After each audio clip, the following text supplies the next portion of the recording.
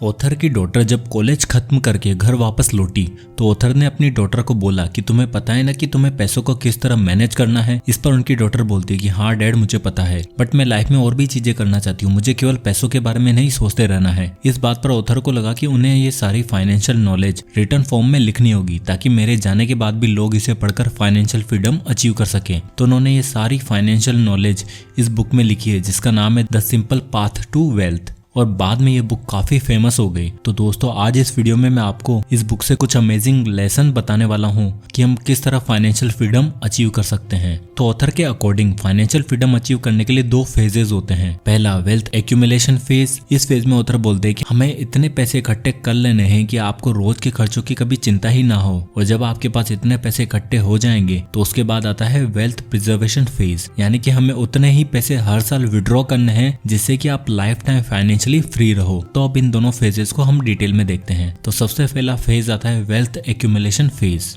हमें सबसे पहले यह सोचना है कि पैसा इकट्ठा कैसे किया जाए। तो इसमें सबसे पहला पॉइंट आता है depth, the unacceptable burden. Author बोलते हैं कि जब भी कोई बिजनेसमैन बहुत सारा लोन लेता है तो वो अपने बिजनेस को ग्रो करने के लिए लोन लेता है, जिससे वो अपने बिजनेस में पैसा इन्वेस्ट करके उसे और भी आगे ले जा सके। लेकिन जब एक आम आदमी लोन लेता है तो वो अपने शौक के लिए लोन लेता है जिससे कि वह चीजों को खरीद सके जिन्हें वो अपनी सैलरी से नहीं खरीद सकता था, और बैंक हमसे यही चाहते हैं कि हम उनसे लोन ले। ऑथर एक एग्जाम्पल देते हुए बताते हैं कि एक बार उन्होंने एक क्रेडिट कार्ड लिया था और 20,000 की शॉपिंग भी की थी, और उनसे बोला गया था कि अगर आप 30 दिन में अपना पेमेंट कर दोगे तो क्रेडिट कार्ड वाले उनसे कोई इंटरेस्ट नहीं लेंगे। तो जब क्रेडिट कार्ड का बिल आया तो उसमें लिखा हुआ था कि उन्हें बस 750 रुपए मिनिमम पेमेंट करना है, और ऑथर इसे देखकर बहुत ही खुश हुए कि मुझे 20,000 एक साथ पे नहीं करने हैं, बस केवल 750 रुपए ही पेमेंट करना है। लेकिन फिर ऑथर की सिस्टर ने ऑथर को बिल के नीचे वाला पार्ट दिखाया जिसमें लिखा हुआ था कि बचे हुए पैसों पर ऑथर को 18% इंटरेस्ट देना पड़ेगा। तो इसे देखकर ऑथर चौंक गए।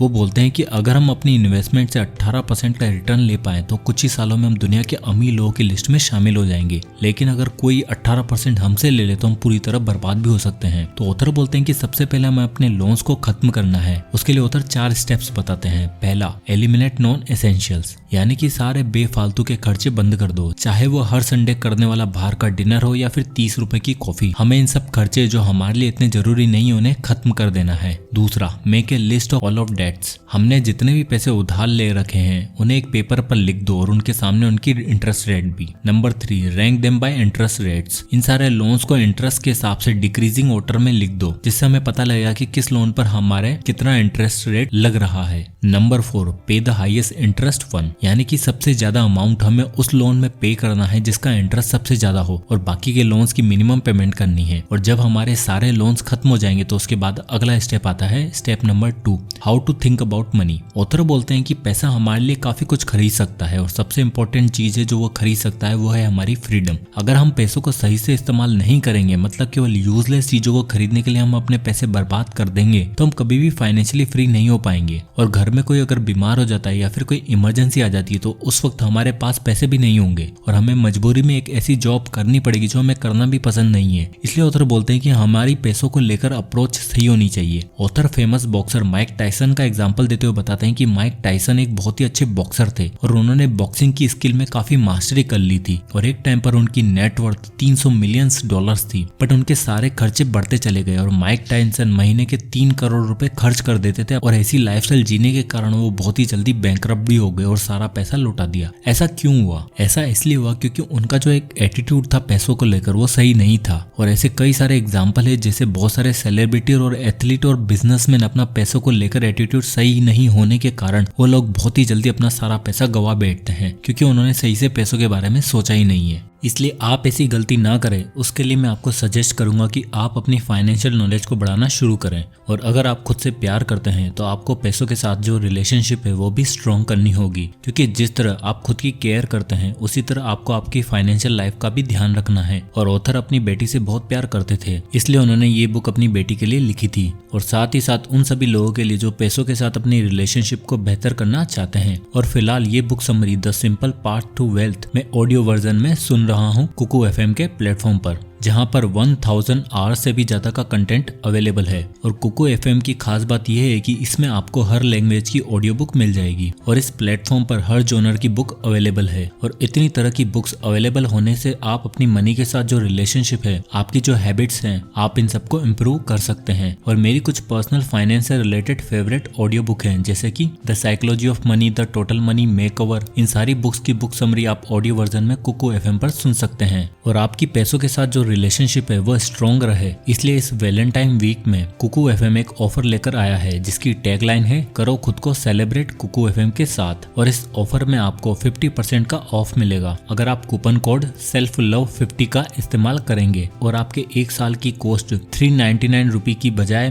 केवल 199 रुपए ही पड़ेगी। और ये ऑफर केवल 15 फरवरी तक ही वैलिड है, इसलिए 15 फरवरी से पहले नीचे दिए हुए डिस्क्रिप्शन लिंक से इस ऐप को डाउनलोड करना ना भूलें। Step number 3, opportunity cost. जब भी कोई इंसान कोई महंगी कार खरीदने के लिए लोन लेता है तो सीधे शब्दों में उसका कहना होता है कि वो अपनी 10 लाख की कार के लिए 10 लाख नहीं देना चाहता है, वो उससे कहीं ज्यादा पैसा देना चाहता है। और यहीं पे आता है अपॉर्चुनिटी कॉस्ट। इसका मतलब ये है कि अगर आप उस कार को कैश में लेते हो, मतलब कोई लोन नहीं लोगे, तो आपको लग रहा होगा कि आपने उस कार को 10 लाख रुपए में खरीदा है, बट ऐसा नहीं है। आपको पता है कि आप स्टॉक मार्केट में इन्वेस्ट करके इजीली 10 से 12% का रिटर्न ले सकते हो। तो अगर हम 10% भी लें, तो अगर आपने 10 लाख रुपए की कार की जगह कहीं पर उन पैसों का इन्वेस्ट कर दिया होता तो साल का होता 1 लाख रुपए। तो एक्चुअल में आपकी वो कार पड़ी है 11 लाख रुपए की, और ये तो केवल 1 साल का प्रॉफिट था। आपको तो इस अपॉर्चुनिटी कॉस्ट को हर साल झेलना होगा। और अगर आप 10 साल का देखोगे तो हर साल के हिसाब से 1 लाख रुपए का नुकसान, यानी कि अगले 10 साल में ये हो जाएगा 10 लाख रुपए। मतलब कि आपको वो कार 10 लाख की नहीं जबकि 20 लाख रुपए की पड़ी है, क्योंकि आपके पास उन 10 लाख रुपए को इन्वेस्ट करने की अपॉर्चुनिटी थी, तो आपने उस कार को खरीद कर वो खो दी है। इसलिए हमें पैसों को खर्च करने से पहले अच्छे से सोच विचार करना चाहिए, क्योंकि वह पैसा आपका पावर ऑफ कंपाउंडिंग की मदद से कुछ ही सालों में काफी ऊपर जा सकता है। Step number 4, how to think about your investment. Warren Buffett का एक फेमस कोट है, इन्वेस्टमेंट के 2 रूल होते हैं। Rule number 1, never lose money, और रूल नंबर 2,